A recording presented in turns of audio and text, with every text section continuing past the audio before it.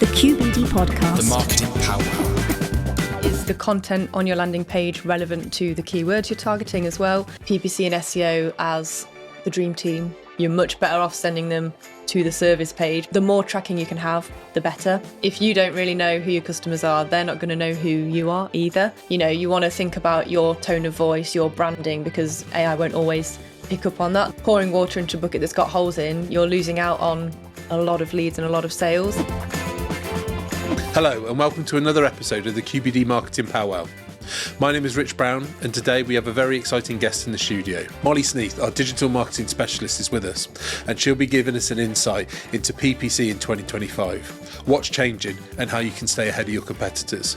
So let's get into the Marketing PowWow. The QBD Podcast. The Marketing PowWow. Hi Molly, thanks for being with us.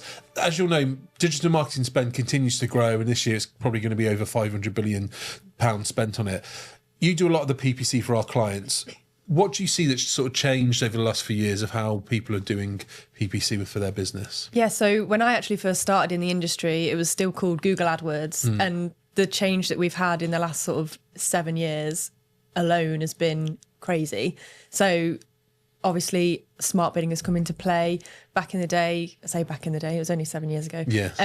But the change is, it feels like it was timelines ago. Yeah. And you would be using sort of manual bidding. You'd be going in every day, changing the bids every day, which a lot of people do still do. But the introduction of smart bidding has just changed the game completely. So you've got like all these new bid strategies, maximise conversions, maximise clicks. It gives users a lot more sort of help, if you like. So especially for beginners, if they're a small business and they can't afford a management fee of an agency, then they can sort of use Google a lot more effectively now because of all of the automation that has been brought in. Yeah, I think I've noticed that it seems a lot more accessible to do. Like Google's almost encouraging you to like come and have a go. We'll look after you. Just leave it to us. We'll do it. Is that sort of what you mean with the smart sort of bidding? Is that what you see now it's to changed? a certain extent. Obviously, we would always recommend if businesses do want to do Google ads, talk to an expert because Google only help so much before they have sort of maybe their own, like they want you to obviously spend as much as possible because they're getting the money in. So there are still things where if a small business just thinks they can run a Google ads campaign successfully, which some of them can, and you know, clients that come to us will look at the account and actually after an audit we say actually you've done quite a good job. Yeah, not bad. And there's only just a few tweaks, whereas other clients will come to us and it's like, oh, okay, no, there's like a list here of things you need to change to sort of be more effective with your budget. And as well, a lot of the clients that do come to us, their budget isn't massive. So having an expert come in is what helps them be more effective. I suppose it's that differential, isn't it? I think that's the thing that when you've audited accounts for some of my clients, it's the money thing. If you want to just go around let Google do it for you, they'll do it for you.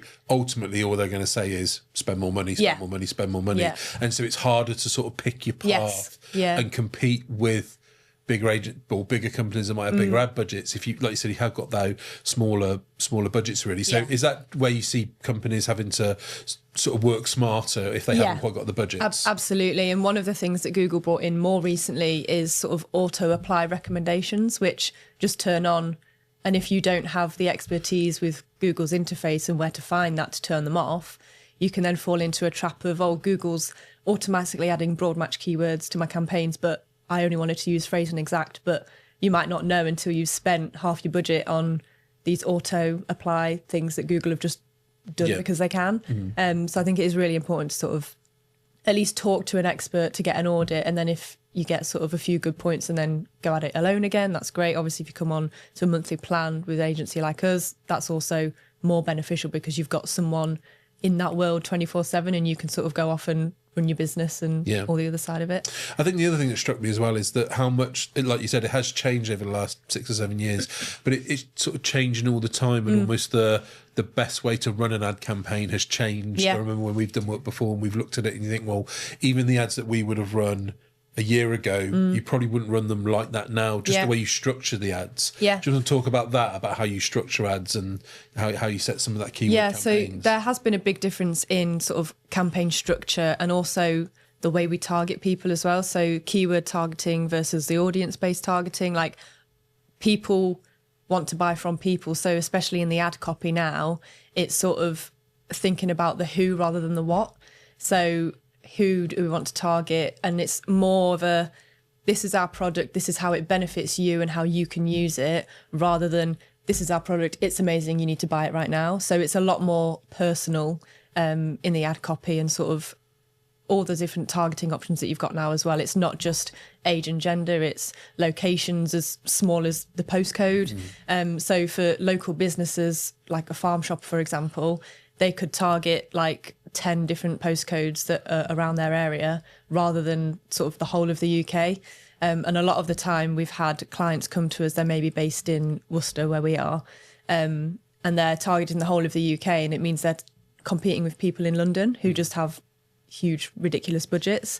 So I think that's a big thing as well. It's the targeting as well as the actual structure of the campaigns. And and that has changed massively, isn't it? Your ability to sort of lean into those local areas.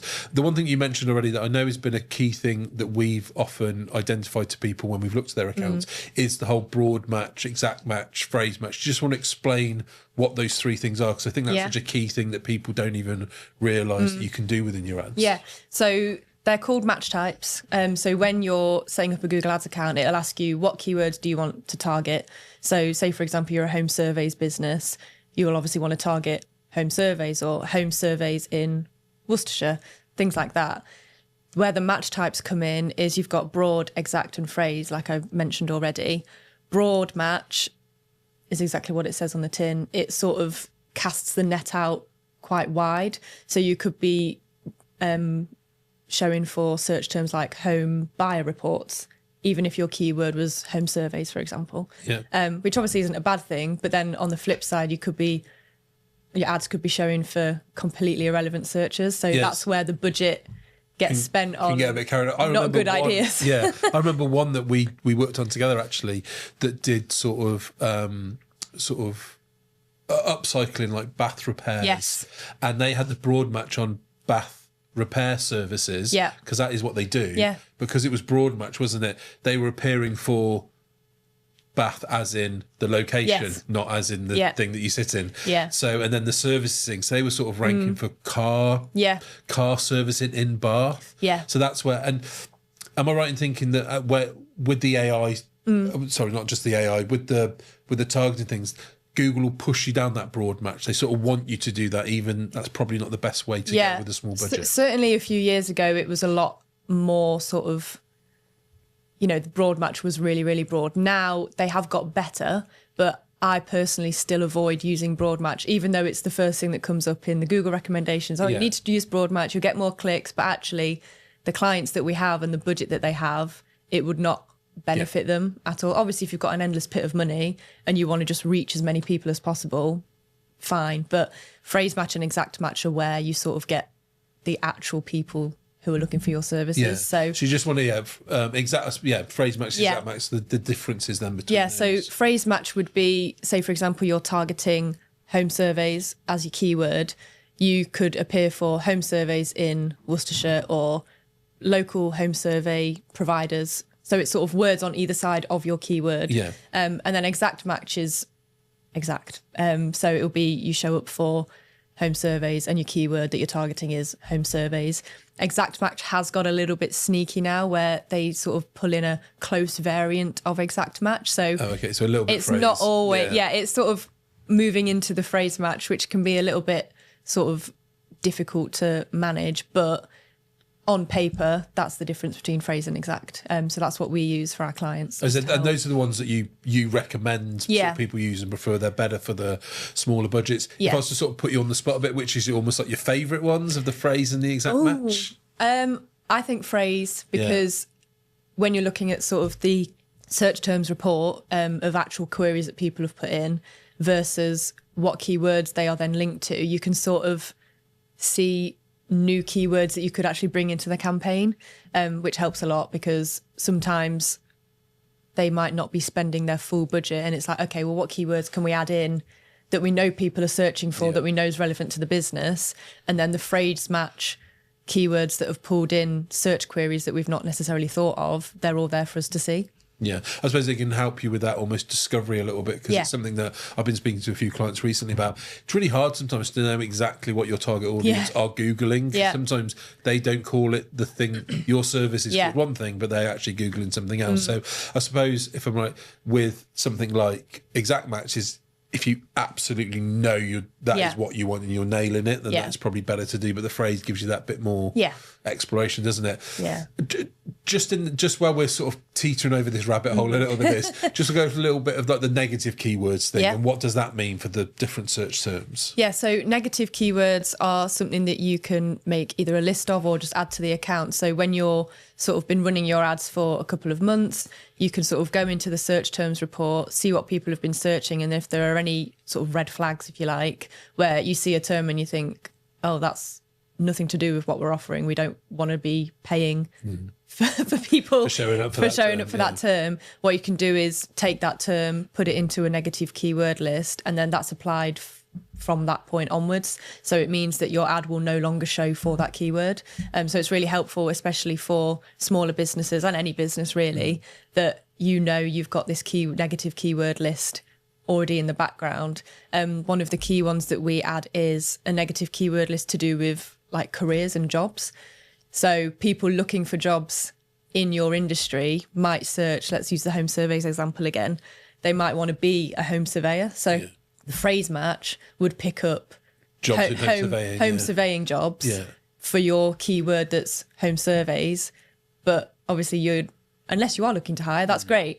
But you don't want to be wasting money on people looking to sort of get into the industry from a jobs perspective. So a lot of the negative keywords that we add sort of off the bat is careers, jobs, work experience, things like that. And I'm guessing that if you're slightly in that like exploratory state of using phrase match, that you want to try and keep on top of your negative keywords. It's obviously something you do on a regular basis. Yeah, so I aim to go in every other day and just take a brief look at the search terms, and I think, okay, great, because as soon as you leave it sort of a week or 2 weeks, you've then got a long list to get through of search queries.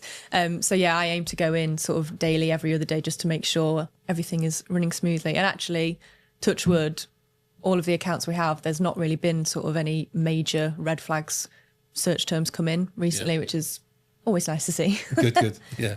And I know one of the other factors that you will look at when you're analysing clients' accounts is around their quality score. Do you just want to give a little bit more information about what that is and how people can improve their quality score? Yeah, so quality score is a score out of 10 that Google gives each of your keywords, and it's based on 3 areas. So you've got landing page experience, ad relevance, and expected click-through rate. And what Google do is they overview those 3 areas and give you a score out of 10. So landing page experience is all about them looking at where you're sending your users to. Is it a good user experience? Have you got the keywords that you're targeting in the ads in your written content on the website? And just sort of an overall, like, what's the user going to? Is it all relevant? If so, thumbs up. Sorry to interrupt. I think that's a really kind of key one, isn't it? Because when I've mentioned that to people, I know when you've done the reports for people, they're quite surprised actually that Google will go and look at the page that you're sending them to, and they will see how good that page is. And certainly something that I've seen occasionally is someone will run an ad and I'll just sort of throw them at a home page or a contact page. And really it needs to be a bit more than that, doesn't it? Yeah, especially when you are a service provider. So a lot of the time as a service provider, you'll have a few different campaigns. Say you've got 3 different services, you'll have 3 campaigns with different ad groups for specific services. If you're then sending people to a homepage, Google's going to be like, oh, this isn't actually relevant at all. You're much better off sending them to the service page, because then Google can see the link clear as day, rather than a homepage that's then adding more clicks for the user to get to the information that they want. So it's a big thing for us where if they've not got service pages, that's when we maybe look at, okay, we'll build you a landing page purely for the Google ads so that we can get as best of a score as possible. Yeah. And then just the other types, the other factors within the quality score. So ad relevance is your ad copy relevant to the keyword you're targeting? So what we aim to do is all H1s are exactly the keyword that we're targeting. So the way we split out the ad groups is each ad group will have its own keyword so that the ad that we create is super, super specific to that keyword that we're targeting. And then in the descriptions as well, it's just constantly, not too much, but mentioning the keyword that we're targeting so Google can see that the ad is relevant. Yeah. And what is the benefit of that? Like, why should people sort of worry about their ad quality score? What can happen if you do improve your score? What's the good thing that's come from it? So the main thing is, if you're maybe on the lower end of a budget, you're obviously potentially competing with people that have got double your budget. The better your quality score can be, the more chance you've got with actually competing them and trying to get to the top spot. So if, for example, you've got two people and they spend £750 a month, they're in the same industry, they're targeting the same keywords. If one of them has a quality score of 5 out of 10 and the other has a score of 8 or 9 out of 10, that's the one that's going to get the top spot in Google. And I suppose that does put that emphasis back on like your website and the copy that you're writing in the ads, doesn't it? Yeah, exactly. It all sort of links nicely together, and that's sort of where written content really comes into play, which not a lot of people think about. They think that, oh, well, I'm paying for these keywords, so I should be getting leads and clicks for that. And they don't think about the other end. And so you sort of, when you're running a Google Ads campaign or any paid search campaign, you've got to think about what's the customer seeing, not just what am I targeting to get the customer. Yeah. And I suppose bringing it back to the start of our conversation around the evolution of all of this, how is automation and what Google's sort of doing? Oh, we'll do it for you.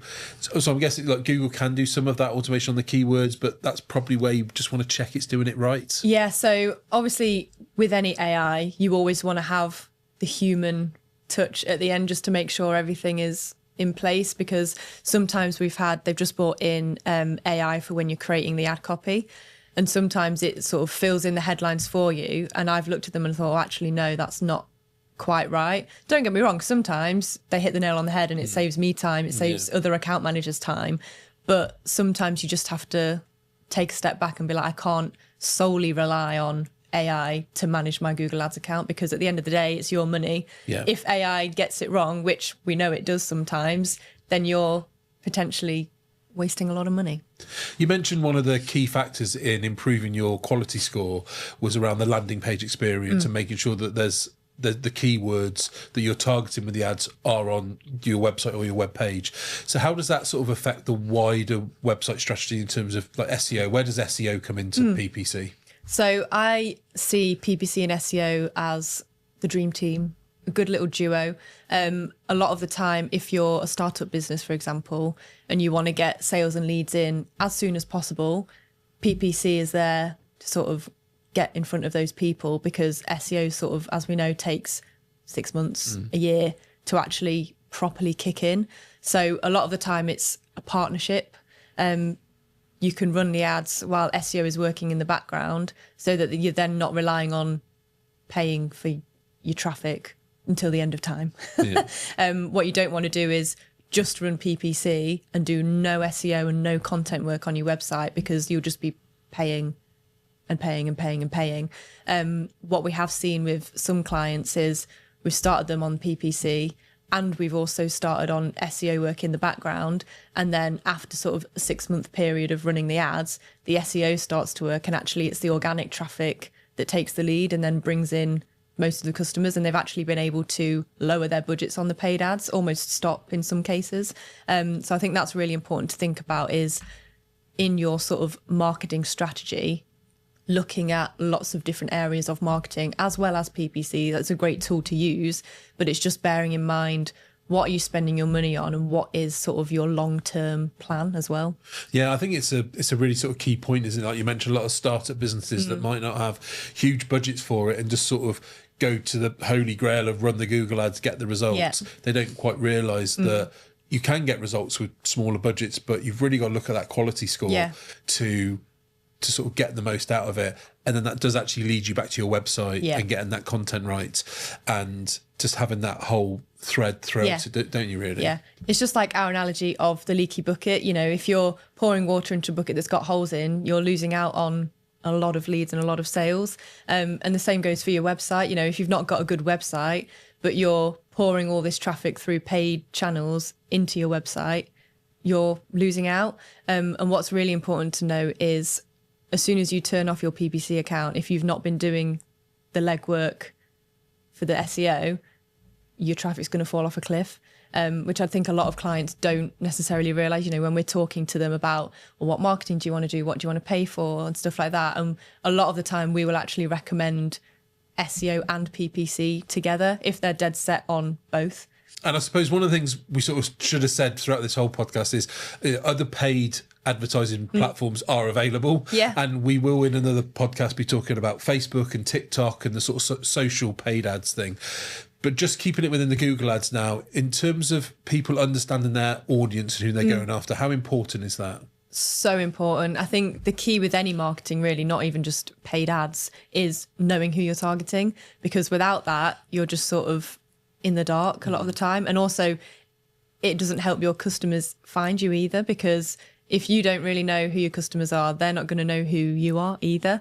And I think, the key thing, as you say, it's knowing who your audience are. And I think that pulls in what do you do paid search? Do you do paid social? Obviously, if you've got an audience of like sort of, I don't know, age 70 plus, you're not going to go and run TikTok ads because, I mean, a few of them are, there are grandmas on TikTok. Yeah.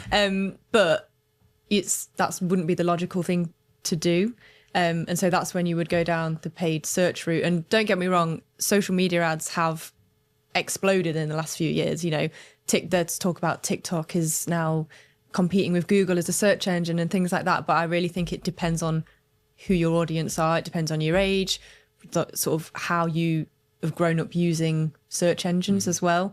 So I think that's really important. Is a lot of people will just say, throw all your money at paid social and paid search and everything. And it's not always the best course of action. I think you really need to sort of sit down and strategize. Okay, these are who we want to target. What are the best channels to do that?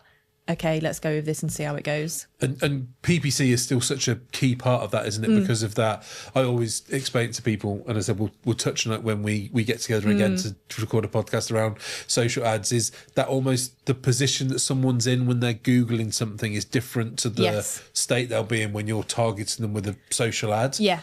So one of the key differences is obviously with Google, you're inputting the keywords so you know that you're going to show up for people already searching for your services. They already have that need. They're already further along in their buying process. Whereas a lot of the time with social ads, you're just sort of casting the net out to a demographic that is your target audience, but someone might see the ad that hasn't even thought of your services or products. So they're a little bit further at the start of the journey. So Google Ads is a lot more targeted in that sense, in that they're already got an interest. They've already sort of given you the green light almost to show their ad to you because they're the ones looking for it. Yeah, they're looking for it. And that's, again, when it comes back to those things that you mentioned before on the key to then make sure that you've got that process right. So when they see the ad, they click on the link, it's a landing page, an experience that they like. It brings me on to another area of topics I wanted to talk to you about today, and the whole thing about tracking it, because obviously you can't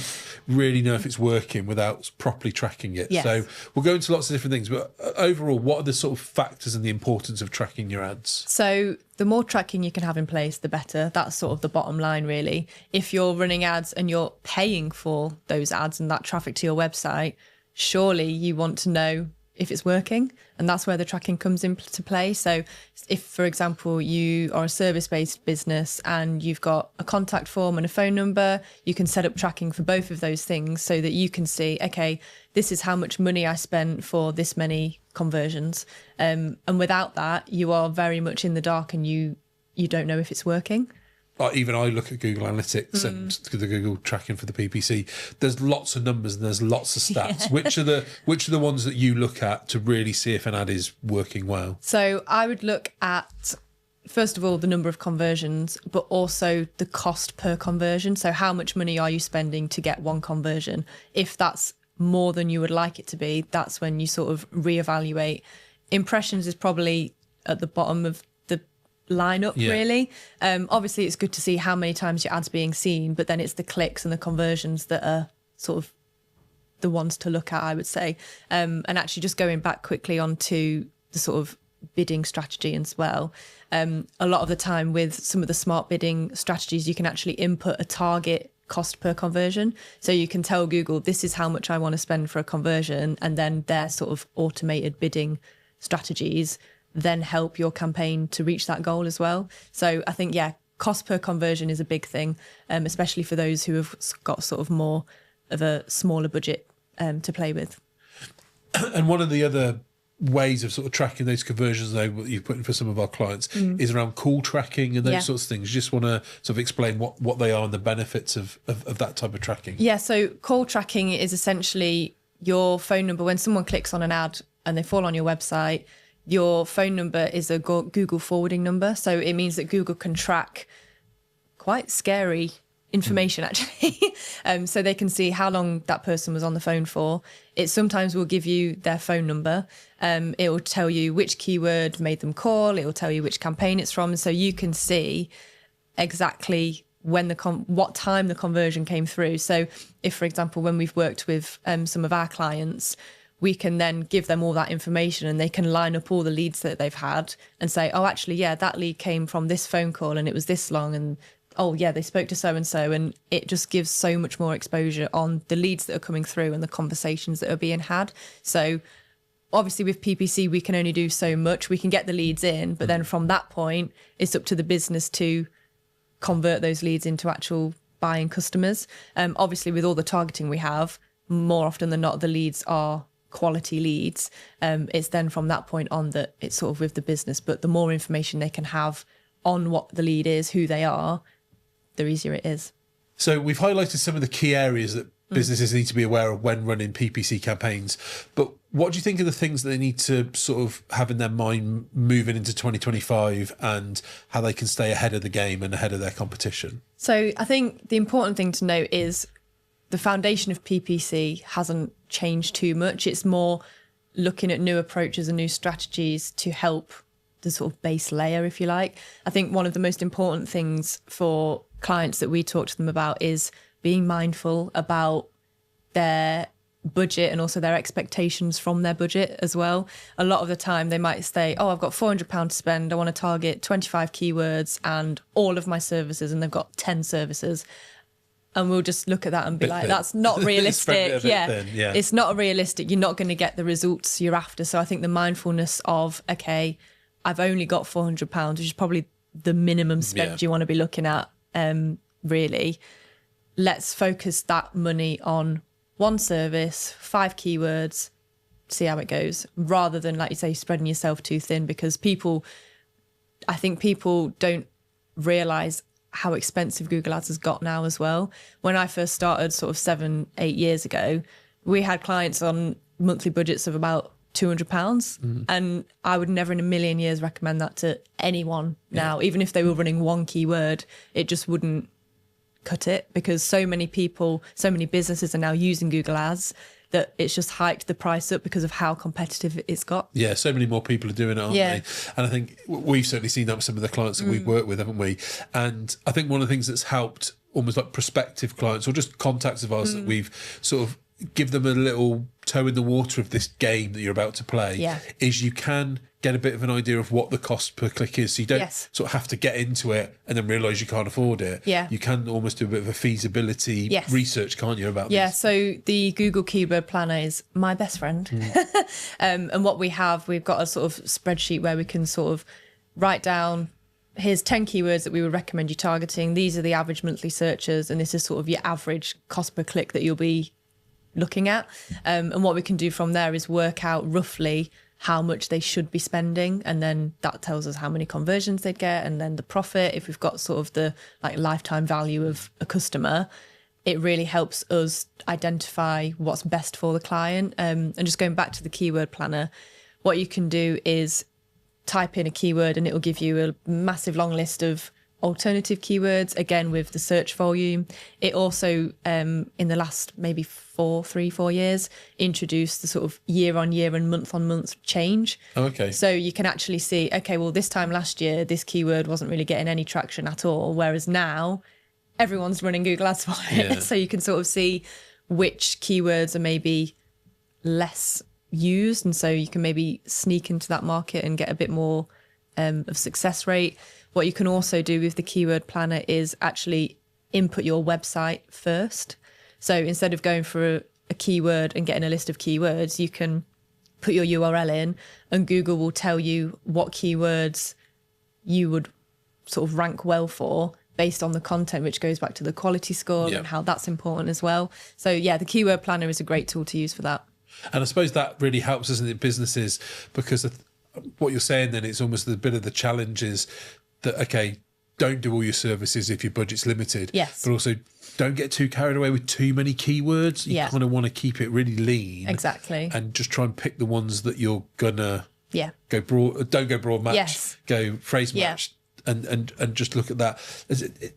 How many keywords do you think is optimum? Like when you're looking at things, depending on budget. It really depends on your budget, I would say. Obviously, the more keywords you have, the more budget you're going to need. And a lot of the time, we just had it with a client of ours recently where they had one campaign that it wasn't spending enough. So we added some more keywords into it and then it fell into limited by budget. So there is definitely sort of a fine line between too few keywords and not enough keywords. Yeah, so I suppose you're not getting the exposure. Yes. Yeah. You want enough keywords for your ads to be showing, but also you don't want to go the other way and actually have too many keywords that Google says you've not got enough budget, we're not going to show your ad at all. Yeah. So there's definitely sort of a sweet spot with that. And I suppose that's where keeping on top of the ads on a regular basis is so important because, we can look at, okay, which of those keywords now, if you're going to hit 10 or 12 of them, some are going to do better than others. Yeah. And you need to really sort of keep on top of that. Exactly. Cost per click, cost per conversion, like you said, on those different keywords. And look at it almost daily to try and really manage the budget, don't you? Yeah, exactly. And one of Google's better sort of auto apply recommendations is they do look at sort of redundant keywords. So if a keyword's just not been performing, they will automatically pause it. And so it does help in, like, the AI side does help in that sense because it sort of gets rid of any keywords that you might not necessarily have spotted. If you have got a bigger account and you have got a bigger budget, going through all of those keywords can be quite a tedious job. So that's where the sort of Google's help does. Yeah, you can lean on Google to access that information, don't you? Exactly. And I think the things that I've been talking to a lot of people about recently, certainly, is how people change what they Google all the time. As the world around us changes, what people Google changes. So what people are Googling about your business today might be different to what they were Googling last week. And obviously you must see that with the ads and the way the way the ad platforms are going, really. Yeah, absolutely. I think long tail keywords is a big thing that's come into play because they're a lot more friendly with Google now. So there's a lot more questions being asked. There's a lot more voice search as well. 72% of smart speaker owners will use voice search to find out about a business that's local to them. And so a lot of sort of search terms in the search terms report that's coming up is people saying, where can I go for a coffee shop near me? Yeah, the near me thing and been nearby such a thing, isn't it? Is huge. So a lot of the keywords that we target now, it is rather than just a single word keyword, it's at least 2 or 3 longer tail keywords because that is just how people are searching, both typing and voice search as well. Yeah. And I think TikTok has made a big difference in that as well because people do use it as a search engine as well as to learn dances. Yeah. A lot of the time it's how to do this.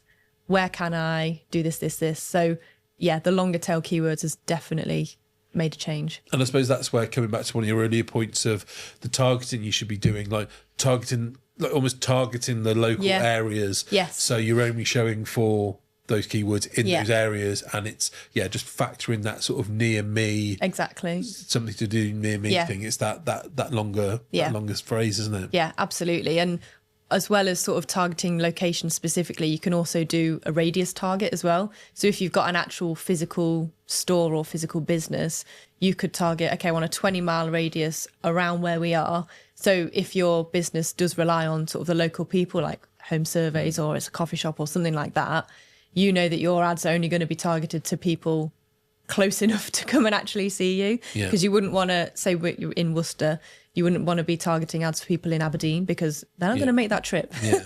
And I think that's a key thing, isn't it? That certainly when I speak to people, when you sort of like show them or open their eyes a little bit to the level of targeting and how sophisticated targeting is, they realise, wow, actually, it's a lot more than you think it is. Because we'll often talk to people, and it's something I'll touch on when we get together again for our social media ads podcast, is around that level of targeting, because people might think, oh, I'm being quite focused with my targeting. I'm targeting people that are Googling X, Y, and Z. But actually, there's so many more in the layers game, to you're it. not in the game of PPC. That's pretty vague, actually. Because it's the basic stuff. You can really stretch out and do those long tail keywords. You can, like you said, do those locations, and it's really key that people are just aware that it is so. I suppose it comes back to what we started with. Really, the evolution of this PPC thing has just been incredible, hasn't it?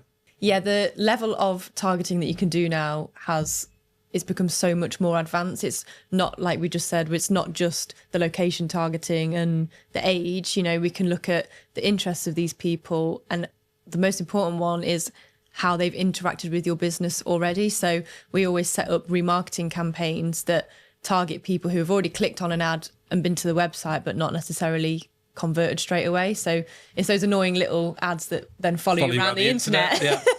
But they are helpful because you then stay in the forefront of their mind. If it's a service that actually requires quite a lot of thinking, like they're looking for a mortgage advisor or something, they might be doing a little bit of research on 3 or 4 different businesses. But if you can then stay in the forefront of their mind sort of a handful of times, not too much obviously, because you don't want them to get annoyed, but that's where the remarketing and the targeting of how they've already interacted with you can really come in and help you. I think it's interesting, isn't it? Because the likelihood is they're not just looking for you. They're not just looking at you. They're looking at others. People do so much more research now because they want to get the best value. They want to get the best business. And so, really important. So I think that, as I said, that retargeting is so important. And I think the thing that I find quite, what I quite like is when you explain that level of targeting people, they think it's some like really expensive extra you have to pay for that privilege thing, and it's not. Actually, it's really not. No, it's really not. That you can run these campaigns, these sort of follow-up campaigns, these remarketing campaigns. It's all part of the same system. You just got to know where to look. Exactly. But also the budgets for that sort of retargeting campaign can be quite low, can't they? Yeah, we tend to. Obviously, you don't want to put all of your budget into the remarketing because you want to get enough people to be able to do the remarketing.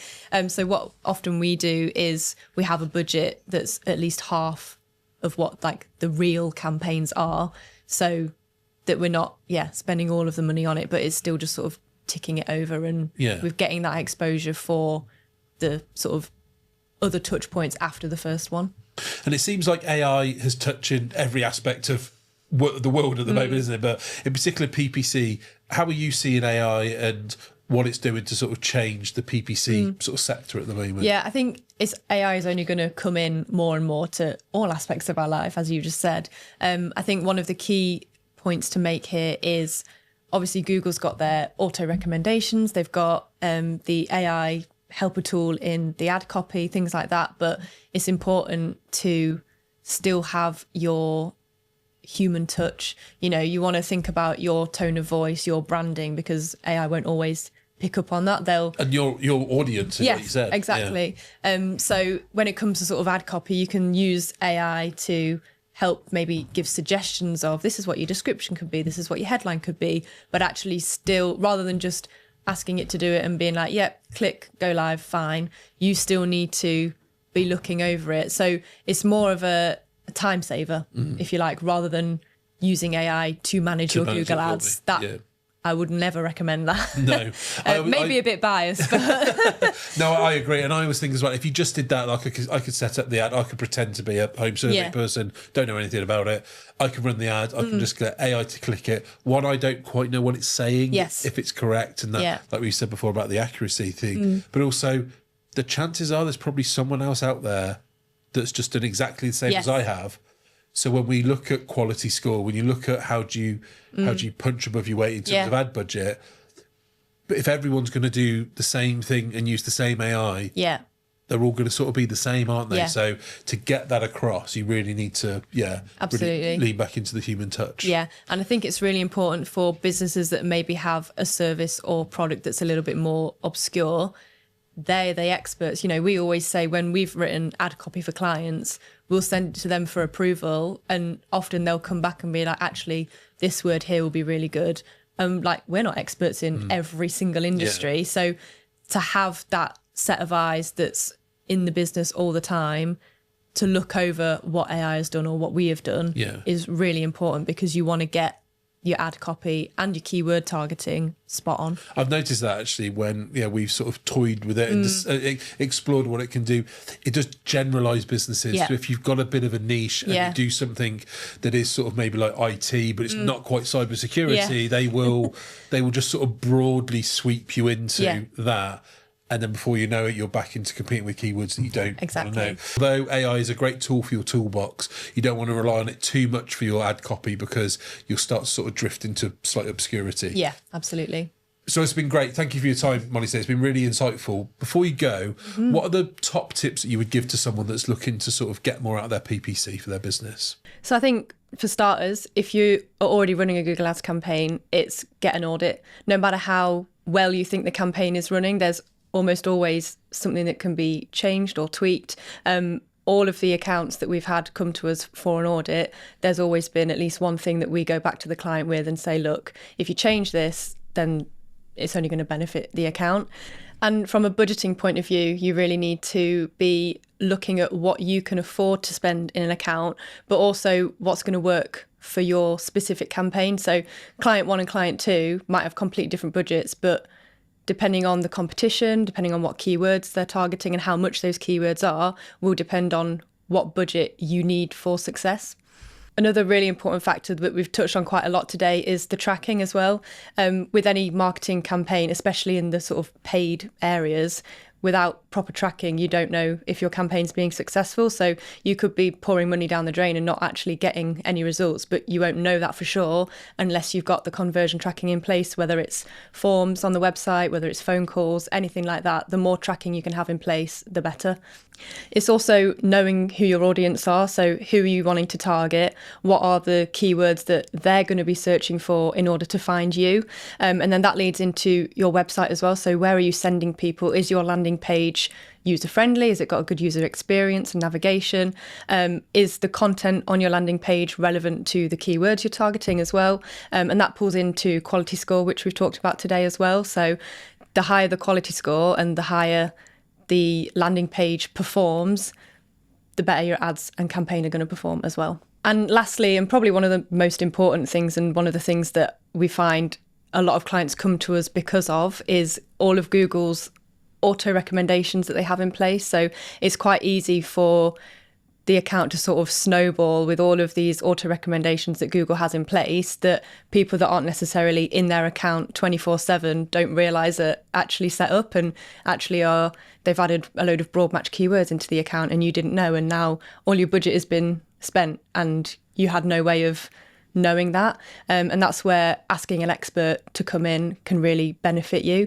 And that's where QBD come in. So whether it's an audit on an existing account or campaign, or if you're new to Google Ads and you want some advice, we've got all of the expertise in-house to save you money and time. So I'd love to hear from you. We've got all of the expertise in-house here at QBD, and all of the details to contact us are on the website. Thanks again to Molly for joining us today. It's been wonderful to have you in the studio and for you to share your experiences with us on the show. You can find out more about PPC on our website. Don't forget, you can send your digital marketing questions to us and we'll answer them on the show. You can contact us on powwow@qbd.co.uk or simply send us a message through any of our social channels. All the links are in the show notes. And don't forget to like, share and subscribe our podcast so others could enjoy our content on digital marketing. I look forward to joining you again on the QBD podcast, the Marketing PowWow. The QBD podcast. Marketing PowWow.